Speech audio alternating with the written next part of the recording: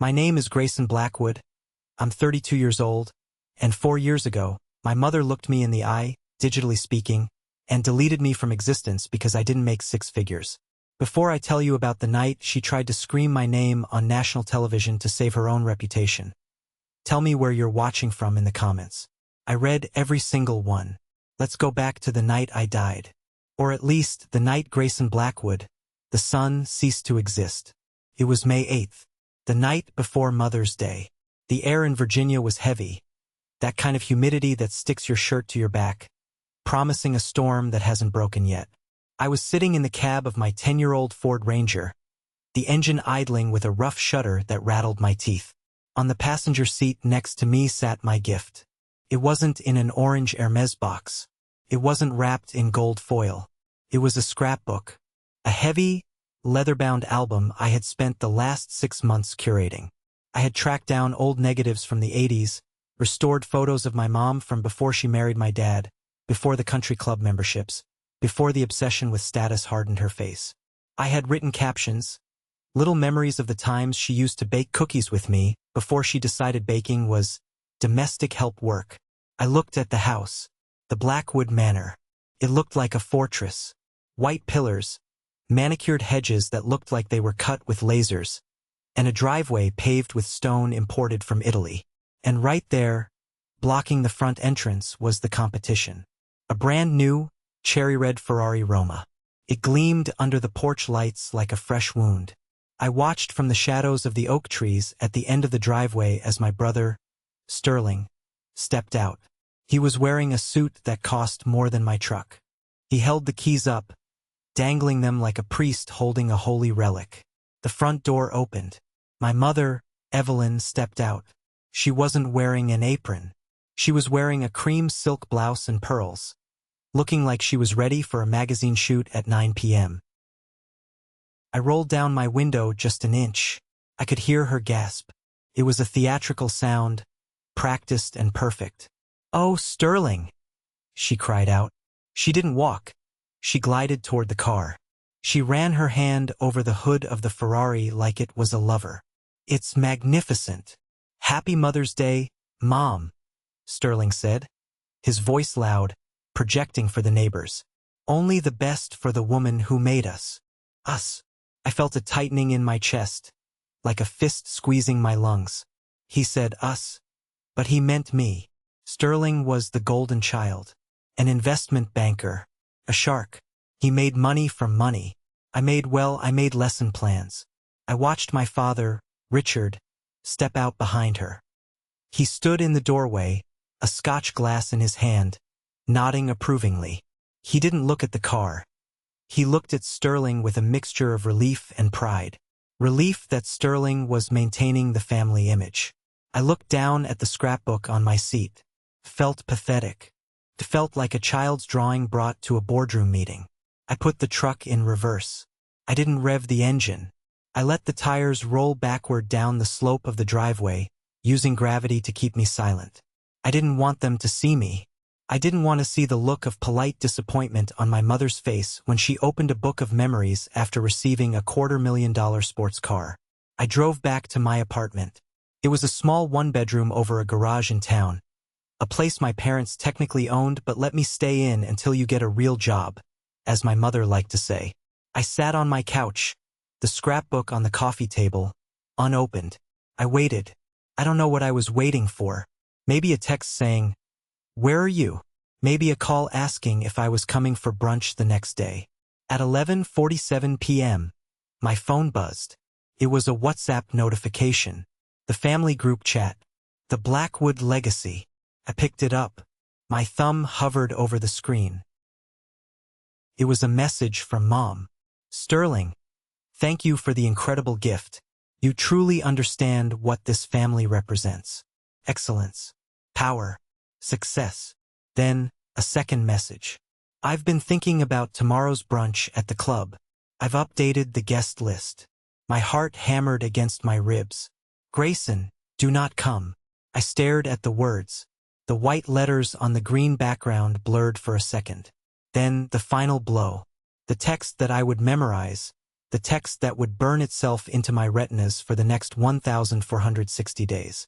All my children are successful except you. You chose to be a lowly teacher. You are an embarrassment to everything we have built. I no longer see you as my son. Please do not mention our name to your colleagues. We have a reputation to uphold. I waited. I waited for my dad to type something. Evelyn, that's too far. I waited for Sterling to say, Mom, he's still family. Sterling's icon popped up. Typing, understood, Mom. It's for the best. We can't have him pulling down the average. Enjoy the Ferrari. Then, a thumbs-up emoji from my father. The thumbs up. My entire existence, my childhood, my love for them, dismissed with a pixelated yellow thumb. I didn't throw the phone. I didn't scream. A strange, cold calm washed over me. It was the feeling of a cord being cut. The heavy anchor I had been dragging around my whole life, the need for their approval, just snapped. I stood up. I looked around the apartment. The furniture was theirs. The TV was a hand-me-down from Sterling. I went to the bedroom and grabbed a duffel bag. I packed 3 days' worth of clothes. I packed my teaching credentials. I packed my laptop. I took the photo of my grandfather, the only decent man in the lineage, off the dresser. I walked into the kitchen and left my apartment key on the counter. Beside it, I placed the scrapbook. I didn't write a note. I didn't try to defend myself. I walked out to my Ford Ranger. The rain had finally started. Big fat drops that splattered against the windshield. I started the engine. This time, I didn't care if it rattled. I drove to the edge of town, to the interstate on-ramp. I didn't look in the rearview mirror. I just drove. I didn't know where I was going. I just knew I wasn't Grayson Blackwood anymore. That guy was dead. He died in a group chat at 11:47 p.m. The first 6 months were a blur of cheap motels and instant coffee. I landed in a small town called Oakhaven, about 4 hours west, deep in the mountains. It was the kind of place where people drove trucks because they hauled lumber, not because they wanted to look tough in a parking lot. I got a job at the local elementary school. They were desperate. The pay was abysmal. Barely enough to cover rent on a studio cabin that smelled perpetually of pine sap and damp earth. But I didn't care. I loved it. I had a student named Marcus. He was 8 years old, sharp as a tack, but he couldn't read a stop sign. Dyslexia. His previous teachers had labeled him slow or troubled. I spent every lunch break with him.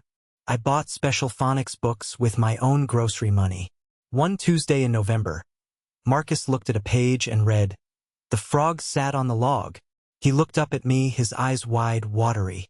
"I did it, Mr. G. I read it. That moment, that was worth more than 10 Ferraris. That was real. But while I was building something real, my family was busy building a fortress of lies. I still had a mole on the inside. My cousin Sarah. She was the daughter of my mom's sister, Aunt Beatrice. Sarah was the black sheep solely because she married a mechanic, which in the Blackwood hierarchy was akin to marrying a felon.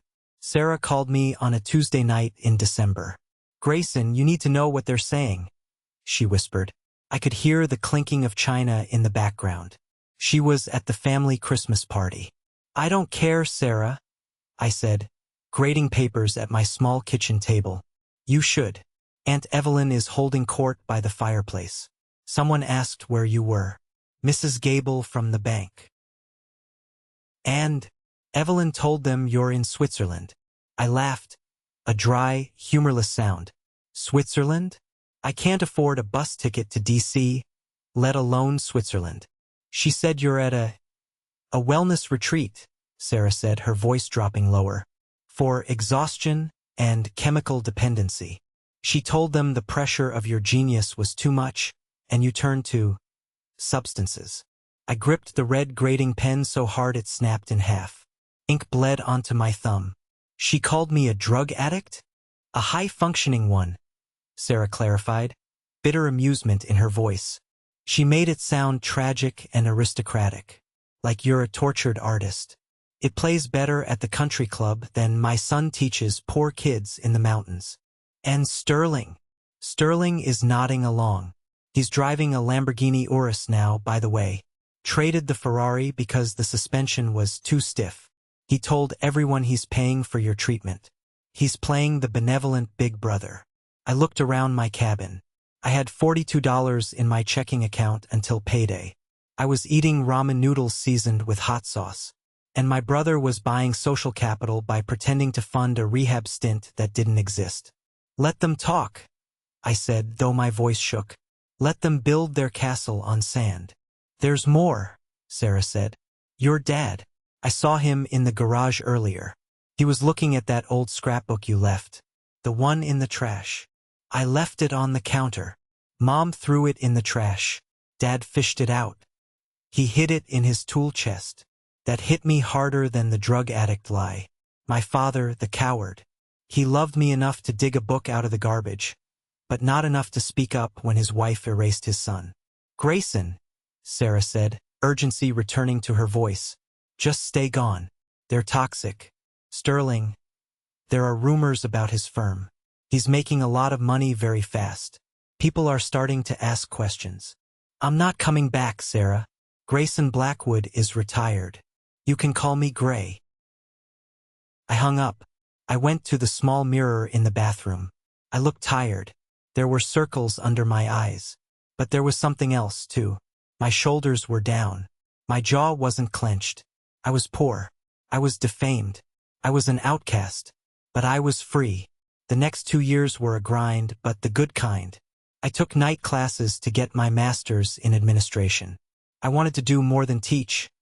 I wanted to fix the broken system that let kids like Marcus fall through the cracks. I drove my truck until the transmission fell out. Then I walked to work for 3 months until I saved enough for a used Honda. I didn't date. I didn't socialize much. I was a monk in the service of education. Until I met Maya. It was a field trip. We took the 4th graders to a local organic farm to learn about sustainable agriculture. I was trying to corral 20 screaming 9-year-olds away from a pile of compost when I saw her. She was driving a tractor, a massive green John Deere. She hopped down, wearing muddy overalls and a flannel shirt, her hair tied back in a messy bun. She took off her gloves and shook my hand. Her grip was firm, her palm rough with calluses. You must be the Mr. G my son talks about, she said. Her eyes were the color of warm honey. Your son. Leo, the one who keeps bringing home rocks in his pockets. Leo, one of my quietest students. A sweet kid who drew pictures of superheroes but never spoke in class. Leo is a great kid, I said. He has an eye for detail. Maya smiled, and it felt like the sun coming out from behind a cloud. He says you're the only teacher who doesn't yell. We talked for an hour while the kids picked pumpkins. I learned she was a widow. Her husband had died in a farming accident 3 years prior. She was running this place alone, fighting off developers who wanted to turn her land into condos. She didn't ask me about my family. She didn't ask what car I drove. She asked me what I thought about the soil pH levels and if I knew how to graft an apple tree. I fell in love with her somewhere between the compost pile and the apple orchard. But the ghost of the Blackwoods was never far behind. A few months later, I was at Maya's farmhouse for dinner. It was simple, roast chicken and vegetables from her garden. Leo was asleep on the rug. My phone buzzed. Sarah again. Photo attachment. It was a screenshot of Sterling's Instagram. He was posing next to a private jet. The caption read, "Taking the family to Aspen. Blessed to be the provider. Hashtag Blackwood Empire, hashtag success." In the comments, someone had asked, "How's your brother doing?" Sterling's reply, "Still fighting his demons. We pray for him, but some people just can't handle the pressure of greatness." I felt the bile rise in my throat. Pressure of greatness? I was working 16-hour days, raising literacy rates in the poorest county in the state, while he moved numbers around on a screen and called it work. Maya touched my hand. "Where did you go just now?" I showed her the phone. I had never told her the full story, just that we were estranged. She looked at the photo, then at me. She didn't look impressed by the jet. She looked disgusted. "He looks lonely," she said. I blinked. "He has a jet, Maya." "He has a machine," she corrected. "He's performing." Look at his eyes, Gray. He's terrified. She squeezed my hand. You're here. You're eating food you helped harvest. You have a little boy in there who thinks you hung the moon. That's not a performance. That's a life. She was right, but the anger didn't leave. It just changed shape. It hardened into a resolve. I wasn't just going to survive. I was going to win, and I was going to do it on my terms, without a single penny of their inheritance or a single ounce of their influence. I applied for the superintendent position the next week. It was a long shot. I was young, only 30, but I had the data. My students were outperforming the state average. I walked into the interview wearing a suit I bought at a thrift store. I didn't charm them with stories of country clubs. I put a stack of binders on the table. This is how we fix the reading gap, I told the board. I don't need a budget increase. I need permission to change the curriculum. They hired me. I was the youngest superintendent in state history, and that's when the predators started to smell blood. Becoming superintendent wasn't just a promotion. It was a vindication. But I kept it quiet. I didn't post it on social media. I didn't have social media. I had deleted everything the night I left. I moved in with Maya and Leo. The farmhouse became my sanctuary. My salary wasn't huge by Blackwood standards, but for the first time I had a savings account that I built myself. I started a college fund for Leo. I bought a new truck, a Toyota Tundra, reliable, strong. Not a Ferrari, but it could tow a tractor, and that's what mattered. One evening, Leo came home with a black eye. I was in the kitchen going over budget proposals. Maya was out in the greenhouse. What happened, buddy? I knelt down. Leo looked at his shoes. Tommy Miller said my dad is dead and you're just a fake dad. My heart stopped. I gently lifted his chin. You know what makes a dad, Leo? He sniffled. DNA? No, I said firmly. DNA makes a biological relative. Love makes a dad. Showing up makes a dad. Making pancakes on Sunday makes a dad. Am I a fake pancake maker? Leo giggled through his tears. No, you make the best pancakes. Then I'm real. I hugged him. And in that hug, I realized something. My father, Richard, had the DNA. But he wasn't a dad. He was a sperm donor with a checkbook. I was more of a father to this boy I met 2 years ago than Richard Blackwood had ever been to me.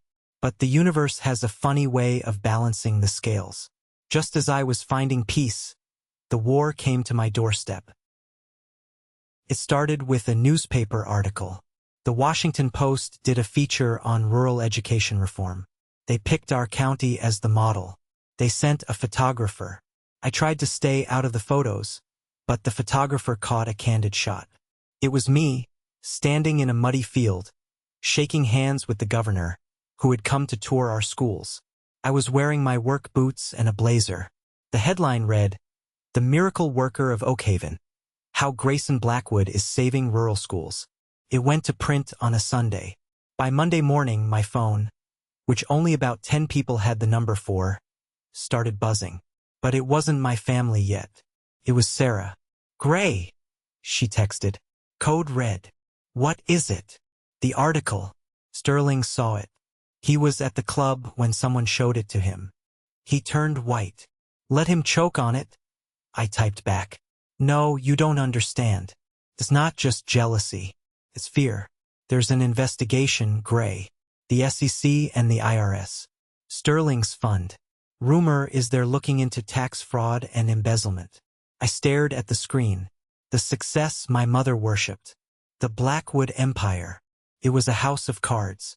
What does that have to do with me? "You're shaking hands with the governor, Gray. The governor appoints the state prosecutors. Sterling thinks. He thinks if he gets you back in the fold, he can use your connection. He thinks you can get the governor to back off or intervene." I burst out laughing. It was a loud, sharp sound that made Maya look up from her book. "They want to use me," I told her. "The son they disowned. The drug addict. Now they need me to be their political shield." "What are you going to do?" Maya asked, her eyes narrowing. She was fierce when it came to protecting our peace. "Nothing," I said. "I'm going to let them come to me." And come they did. 2 days later, an email popped up in my inbox. Subject: Family. Sender: Evelyn Blackwood. My hands trembled slightly as I opened it. My dearest Grayson, I saw the article in the Post. I cannot express how proud I am. I always knew you were destined for leadership. You have the Blackwood blood after all. I know we have had our misunderstandings in the past. We were tough on you because we saw your potential. We wanted to push you. And look, it worked. You are a superintendent, a friend of the governor. Your father misses you terribly. Sterling talks about you constantly. We are hosting a gala next month. We would love for you to come home. We can discuss your future. There is so much inheritance planning we need to update now that you are settled. Love, Mom. I read it aloud to Maya. When I got to misunderstandings, she gagged. When I got to inheritance planning, she actually threw a throw pillow at the wall. She's trying to bribe you, Maya said. With money she probably doesn't even have if the feds are involved. She didn't apologize, I noted. Not once. No. I'm sorry I called you a lowly teacher. Just we pushed you. Then the phone rang. An unknown number. I answered. Grayson. It was a woman's voice. High-pitched. Frantic. Who is this? It's Isabella. Sterling's wife. I hadn't spoken to Isabella in 5 years. She was a model who married Sterling for the visibility. She had once asked me why I drove a truck, asking if I was help before realizing I was the brother. What do you want, Isabella? Is Sterling with you? What? No. Why would he be with me? She was crying. He's gone. He took the Porsche. He said he was going to fix things. Gray, the FBI was at the office today. They took boxes. They took computers. Sterling said you could fix it. He said you're best friends with the governor. I met the governor once, Isabella. For 10 minutes. Please, she sobbed. We have assets frozen. I can't access the accounts. If you don't help him, we lose everything. You should have thought about that before you mocked my salary, Isabella. I hung up. My heart was racing. It was happening. The implosion. But then, I got the notification that changed the game. An official letter from the state capitol.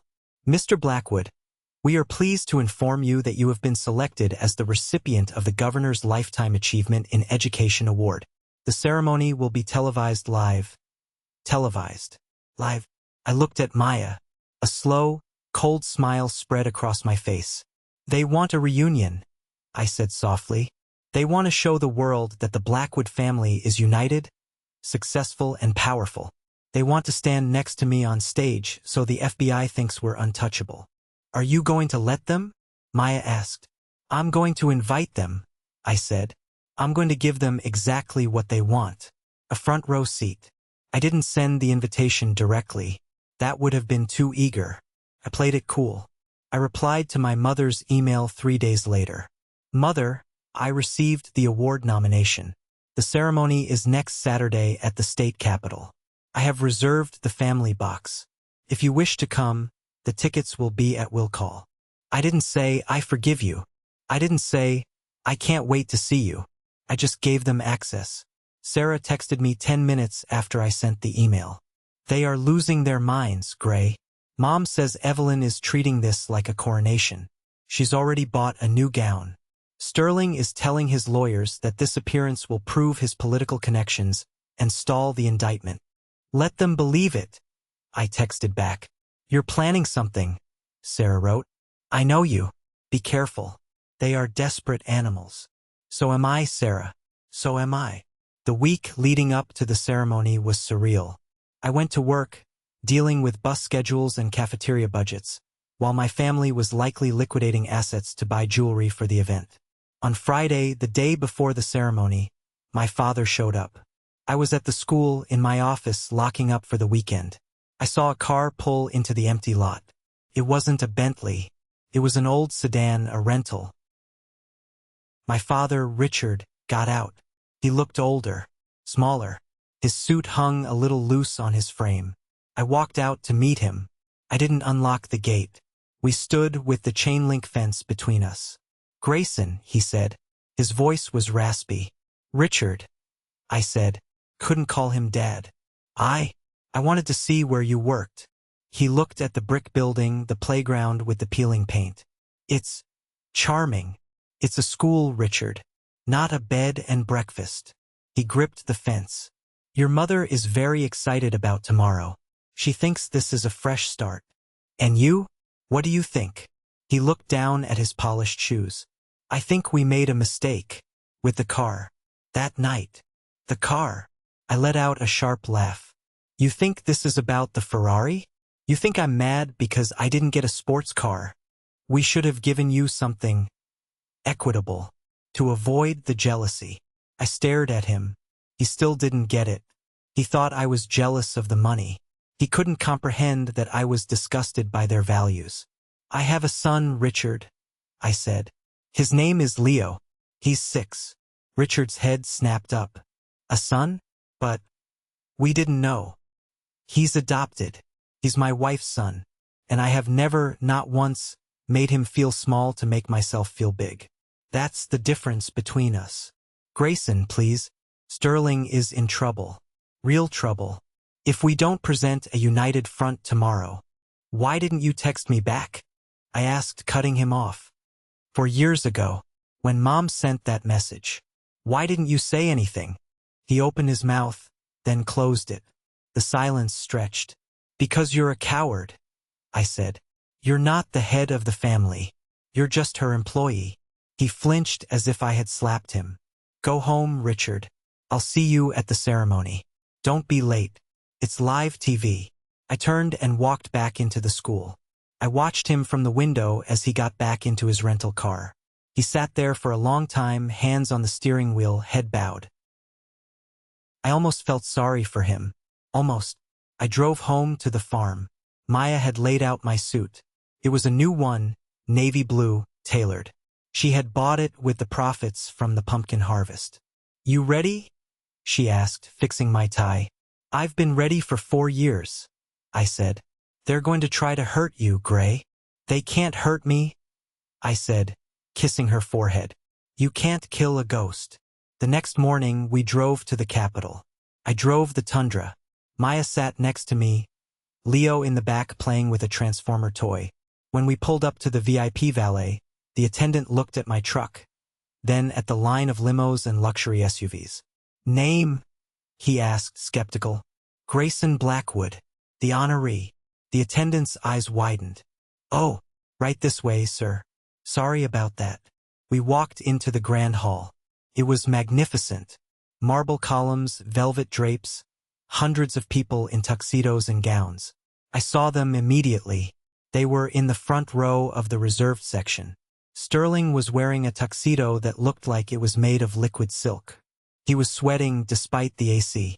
He kept checking his phone. Isabella was next to him, wearing enough diamonds to feed my school district for a year. She looked nervous, her eyes darting around the room. And then my mother, Evelyn Blackwood. She was wearing a gold gown. Not cream, not black. Gold. Like an Oscar statue. She was holding court, talking to a senator's wife, gesturing expansively. I saw her point to the stage, then to herself. I knew exactly what she was saying. That's my son. I raised him. I made him. I took Maya's hand. Let's go. We bypassed them. I didn't go to the family box. I went backstage. Dr. Thorne, my mentor and the former principal who hired me, met me there. Gray, he said, clapping me on the shoulder. Big night. Your family is prominent. They're loud, I corrected. Listen, your mother sent a request to the stage manager. My blood ran cold. What request? She wants to give a brief introduction before the governor speaks. She said it's a surprise for you. I clenched my jaw. Of course. She wanted the microphone. She wanted to control the narrative. Did you let her? I told her the program is fixed, Thorne said with a wink. But she's persistent. She told the stage manager she's the matriarch of the Blackwood dynasty, and she won't be silenced. She won't be, I said. But neither will I. I peeked through the curtain. The lights dimmed. The ceremony was starting. The governor walked out. The applause was polite, restrained. "Ladies and gentlemen," the governor began, "we are here to honor those who build the foundation of our future." I watched my mother. She was sitting on the edge of her seat, clutching her beaded purse. She wasn't looking at me. She was looking at the camera boom swinging over the crowd. She was checking her angles. It was time. "Please welcome," the governor said, "the superintendent of Oakhaven, Mr. Grayson Blackwood." I walked out. The applause was louder this time. My teachers were there. Maya was clapping, tears in her eyes. I walked to the podium. The lights were blinding. I adjusted the microphone. I looked down at the front row. My mother's eyes locked onto mine. She smiled. It was a terrifying smile. A smile of ownership. She started to stand up. This wasn't in the script. She was supposed to stay seated. But Evelyn Blackwood didn't follow rules. "Grayson," she called out. Her voice carried over the applause. She stepped into the aisle. The cameras turned toward her. This was it. Her moment. She opened her arms, walking toward the steps of the stage like she was welcoming a prodigal son returning from war. "My boy," she announced to the room. "Mommy is so proud." The room went quiet. People looked confused. Was this part of the show? I stood there, frozen. Not in fear. In clarity.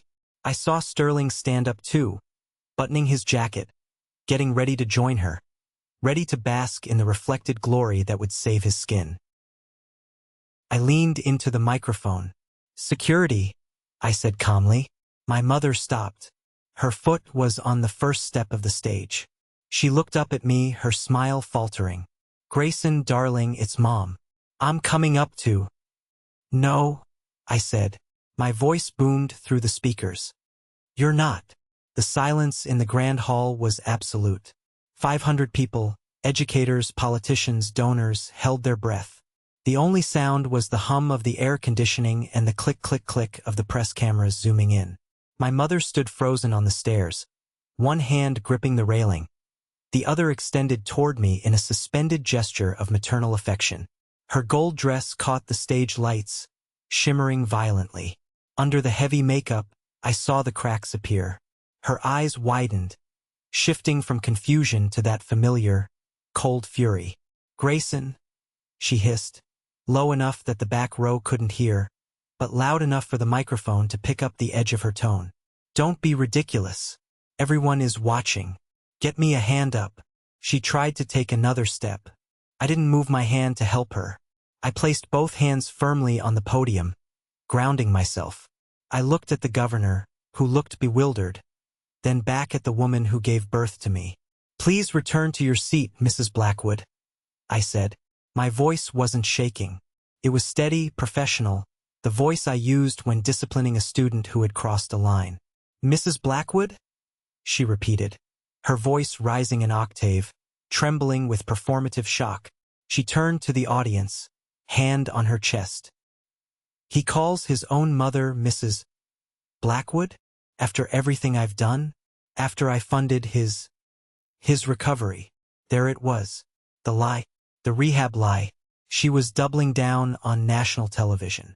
Sterling was in the aisle now, moving toward her, sensing the disaster.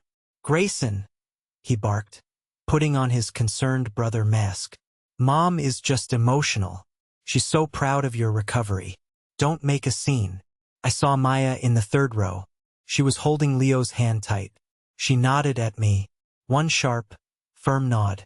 "Do it." I reached into my inner suit pocket. Sterling froze. For a second, he looked terrified, as if I were reaching for a weapon. I pulled out my phone. It was an old model, the screen slightly cracked. I had kept it for this exact reason. I unlocked it and tapped the screen 3 times. I held it up to the microphone. "You say you're proud," I said, addressing the room but looking straight at Sterling. "You say you supported my recovery. You told the country club and apparently the press that I was in a Swiss rehab facility for drug addiction." Gasps rippled through the room. The governor took a half step back. "But I wasn't in rehab," I continued. "I was working 2 jobs. I was teaching children how to read in a building with no heat. I was building a life. Grayson, stop this, my father shouted from his seat. It was the first time he had spoken up in public in 20 years. This is private. You made it public when you walked into this hall uninvited. I shot back. I looked down at my mother. She was pale now, her mouth opening and closing like a fish. 4 years ago, I said, my voice echoing off the vaulted ceiling. On May 9th, at 11:47 p.m., the night before Mother's Day, I looked at the phone screen. I received a message from this woman standing here. I began to read. I didn't shout. I read it with the flat, brutal cadence of a court reporter. All my children are successful except you. You chose to be a lowly teacher. You are an embarrassment to everything we have built. I paused. A woman in the front row covered her mouth with her hand. I continued reading. I no longer see you as my son. Please do not mention our name to your colleagues. We have a reputation to uphold. I lowered the phone. My mother was shaking, not with sadness, but with rage. She looked naked, stripped of her pretenses. The gold dress didn't look like armor anymore. It looked like a costume. And then, I said, turning my eyes to Sterling. My brother replied. Sterling held up his hands. Gray, wait. Understood, Mom. It's for the best. We can't have him pulling down the average. I put the phone back in my pocket. So, I said, addressing the camera directly now. When you see them standing here, trying to hug me, trying to smile for your photos, understand this. I looked at my mother, whose eyes were wet with tears of humiliation. You said you no longer saw me as your son. I leaned closer to the mic. I am simply honoring your wish. The silence that followed was heavy, suffocating. It was the sound of a reputation dying in real time. My mother let out a sob, a real one this time, and stumbled back. She missed the step and would have fallen if a security guard hadn't caught her elbow. She didn't look at me. She couldn't. She buried her face in her hands, the shame finally penetrating that thick shell of narcissism. Sterling looked around wildly. He saw the faces of the donors, the politicians, the people he needed to impress to keep his fraudulent empire afloat. They weren't looking at him with admiration. They were looking at him with disgust. Get them out, the governor whispered to his head of security, but the mic picked it up. Please, I said to the security team, escort the Blackwoods out. They are trespassing. This event is for families. I stepped back from the podium and walked down the other side of the stage. I walked straight to Maya and Leo. I picked Leo up in my arms. He buried his face in my neck. You were loud, Daddy, he whispered. I know, buddy. I know. I hugged Maya. She was crying. You did it, she whispered. You're free. Behind me, the commotion was chaotic. My mother was being practically carried up the aisle by my father. Sterling was trying to argue with a police officer near the exit, pointing at his watch, pointing at me, desperate to regain control. But nobody was listening to him. The audience slowly at first, then all at once began to applaud. Not for the award. Not for the governor. They were applauding for the truth. I stood there, holding my family, my real family, while the people who shared my DNA were flushed out of the room like a toxins leaving the body. The adrenaline was starting to fade, replaced by a deep, bone-weary exhaustion. The ceremony ended shortly after. I didn't stay for the champagne reception. I couldn't stomach the small talk, the "you were so brave" comments from strangers who treated my trauma like entertainment. We walked toward the exit, aiming for the parking garage. But the Blackwoods weren't done. They were waiting in the main lobby, cornered by a group of reporters. Or rather, trapped by them. Kate, the journalist who wrote the Washington Post article, was there. She had a recorder in Sterling's face. Mr. Blackwood, Kate was saying, is it true that your investment firm is currently under audit by the IRS? Did you attend this event specifically to seek the governor's intervention? Sterling looked like a rat in a bucket. His tie was crooked. No comment. This is a private family matter. My brother is... He's mentally unstable. He has a history of delusions. He saw me coming. His eyes lit up with a manic desperation. "Grayson!" he yelled, lunging toward me. Tell them you're off your meds. Tell them Mom didn't send that text." Maya stepped in front of me, protective instinct flaring, but I gently moved her aside. I walked right up to Sterling. He smelled of sweat and expensive cologne. "It's over, Sterling," I said quietly.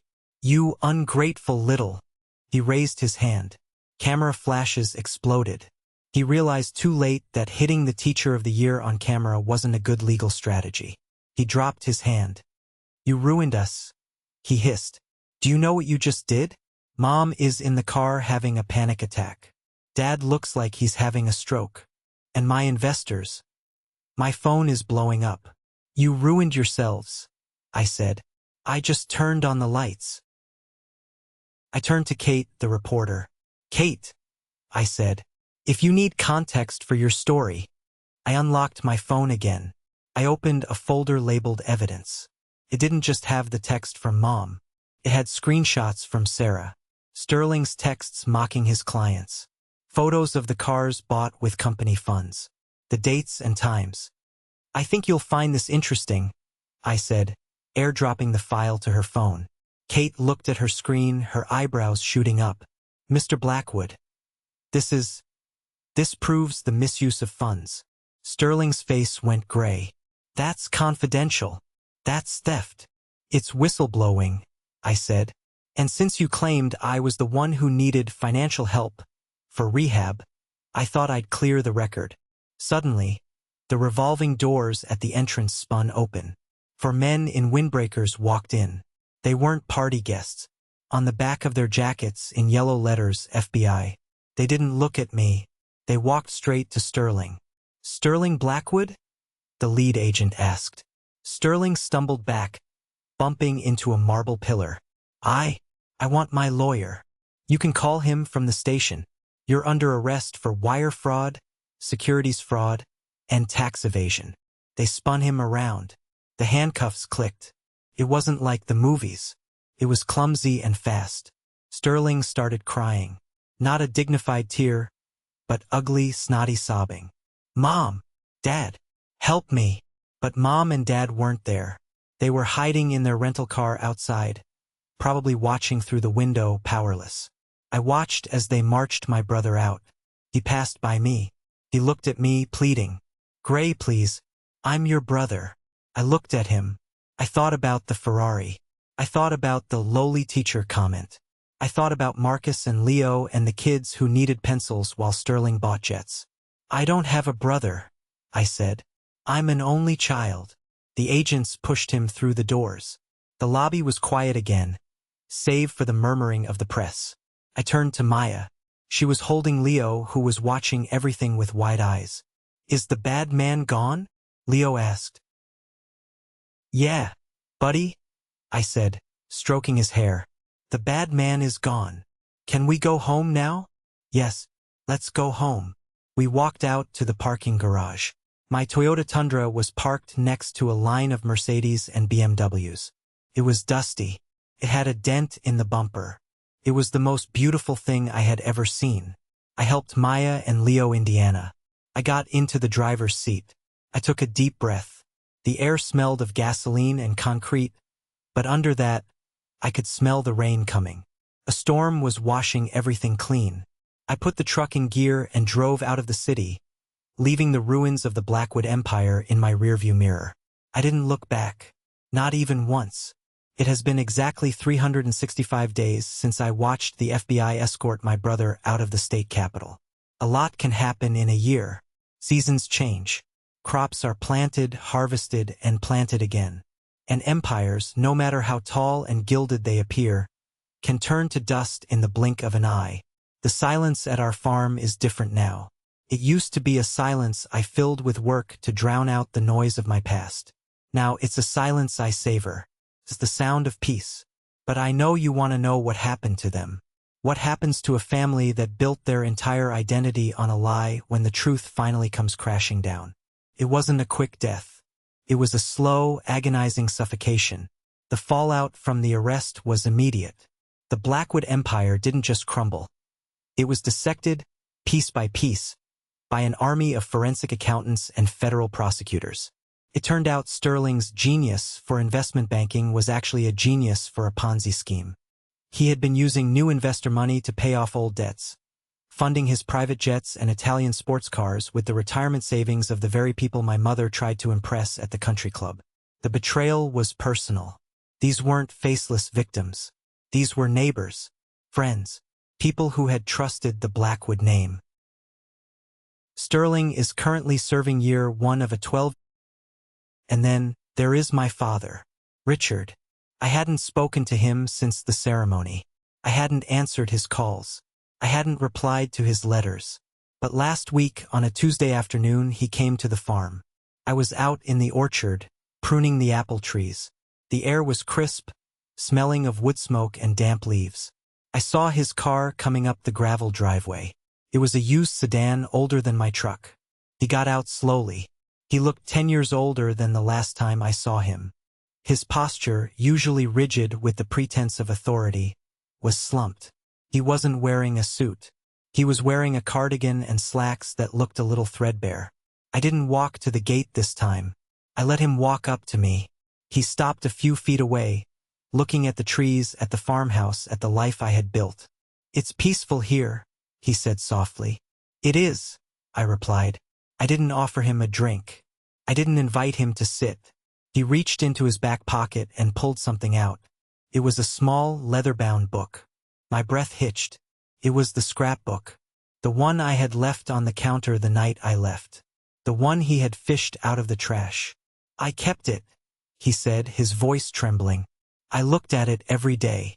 Even when—" He paused, swallowing hard. "Even when I let her tell people you were gone. I looked at the photos of us. Of you and me fishing. Of your graduation." He held it out to me. His hand was shaking. "I wanted to bring it to you. A dozen times I got in the car. I drove halfway here. Why didn't you?" I asked.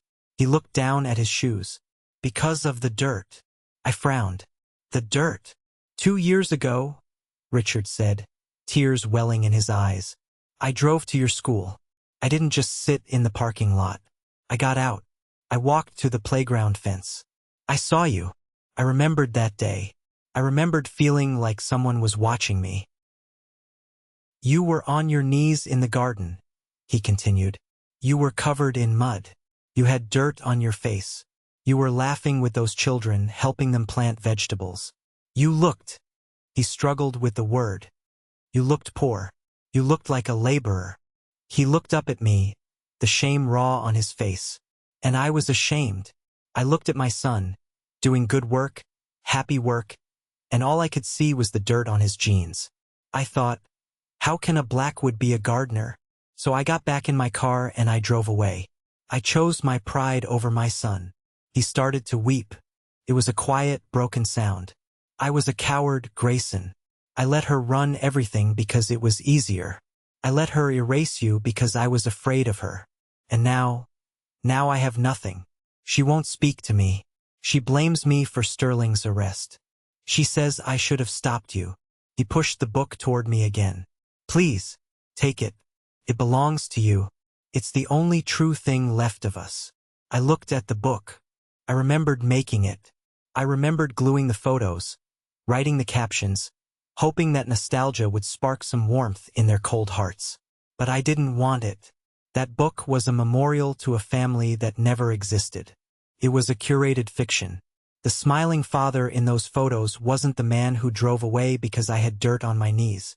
The mother hugging me in the pictures wasn't the woman who tried to hijack my award. "Keep it," I said. Richard looked stunned. "What?" "I don't need it, Richard. Those memories, they aren't my foundation anymore. You keep it. Maybe it will remind you of what you lost." "Grayson, please. I'm trying to apologize. I'm trying to make amends. I'm your father." "You're my biological father," I corrected gently. "But you aren't my dad.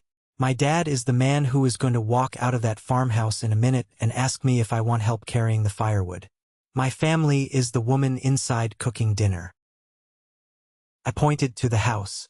Through the window, you could see Maya and Leo setting the table. The warm yellow light spilled out onto the porch. "I forgive you," I said. Richard's face crumbled with relief. He took a step forward, as if to hug me. I held up a hand. "I forgive you for yourself, Richard. Not for me. I forgive you so I don't have to carry the weight of hating you.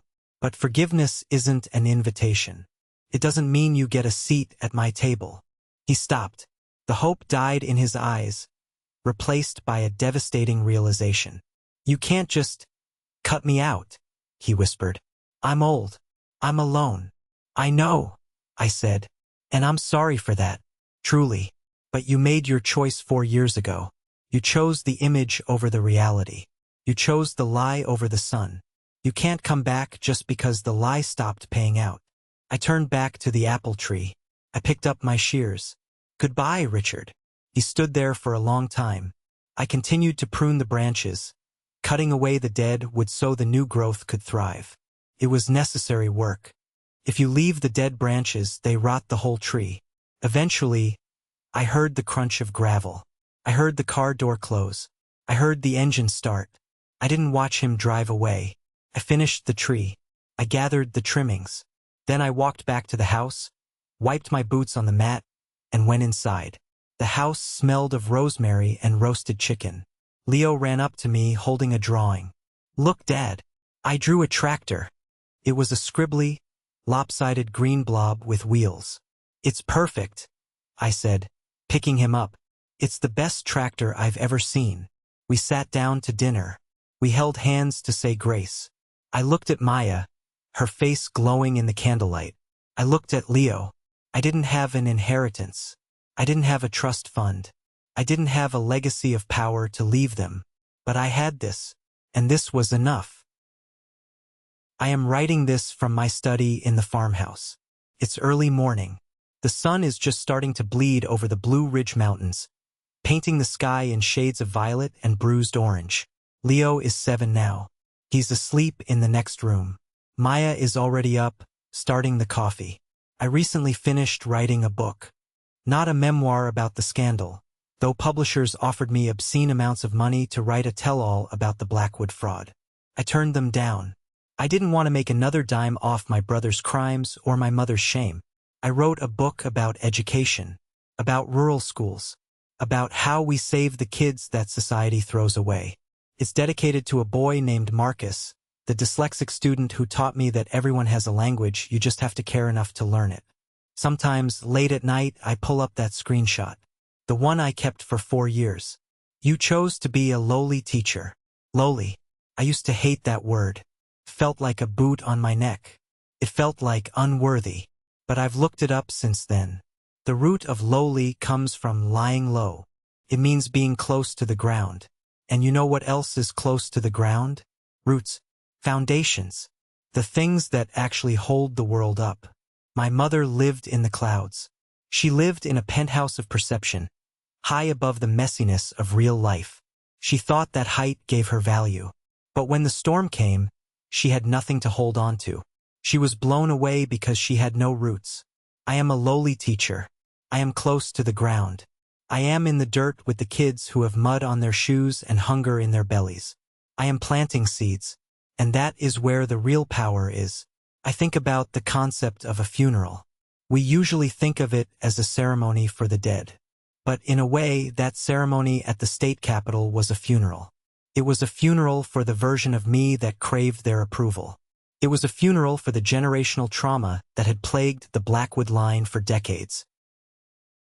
I buried it that day, and I walked away without looking back at the grave. People ask me if I regret it. They ask if I miss the money, the access, the ease of a life paved with gold. I tell them about last Tuesday. Leo had a school play. He was playing a tree. He didn't have any lines. He just had to stand there and hold cardboard branches. I sat in the front row. I was the first parent there. I had my phone out, recording every second of him standing there in his brown felt costume. When he saw me, his face lit up. He broke character. He waved. He mouthed, "Hi, Dad." And I waved back. I didn't care that he wasn't the lead. I didn't care that the set was falling apart. I didn't care that the person sitting next to me was a mechanic, not a senator. I was there. I showed up. That is the only currency that matters. My brother Sterling chased a different currency. He chased the admiration of strangers. He is currently sharing a cell with a man named Knuckles. And the only admiration he gets is for how neatly he makes his bunk. He lost his freedom trying to buy an image of freedom. My mother is alone in her condo, surrounded by boxes of memories that no one wants to share with her. And me? I'm just a teacher, a husband, a father. I'm the richest man I know. If you are listening to this and you are feeling small, if someone has made you feel like your choices aren't enough, like your job isn't prestigious enough, like you aren't enough, I want you to listen to me closely. They are lying. They are projecting their own hollowness onto you. They are trying to fill the void in their souls with your compliance. Do not give it to them. Value isn't what you drive. It isn't the zip code you live in. It isn't the last name you inherited. Value is what you give. Value is who you lift up. Value is the ability to look in the mirror at the end of the day and like the person staring back at you. I look in the mirror now, and I see gray hairs coming in at my temples. I see laugh lines around my eyes. I see a man who is tired, but happy. I see Grayson Blackwood, not the son of Evelyn, not the brother of Sterling, just Grayson. And for the first time in my life, that is more than enough. My friends, thank you for walking this road with me. This story wasn't just about a family feud or a dramatic courtroom moment. It was a story about boundaries and self-definition. The most important lesson I learned is that peace is expensive. It cost me my inheritance, my social standing, and my relationship with my parents. But it was a bargain, because in exchange I got my self-respect. If you are holding on to a relationship that hurts you just because you are afraid of the unknown, let this be your sign. The unknown is where your real life is waiting for you. I want to hear from you now. Does this resonate? Have you ever had to choose between your mental health and your family's expectations? Or maybe you've had to redefine what success means to you, away from the pressure of society. Please, if this story touched you, leave a comment below with the word good, or share one sentence about a boundary you are proud of setting. Seeing your good comments tells me that these hard-earned lessons are valuable to you, and it helps this message reach others who might be trapped in their own Blackwood situation. Thank you for listening. Thank you for being part of my real family.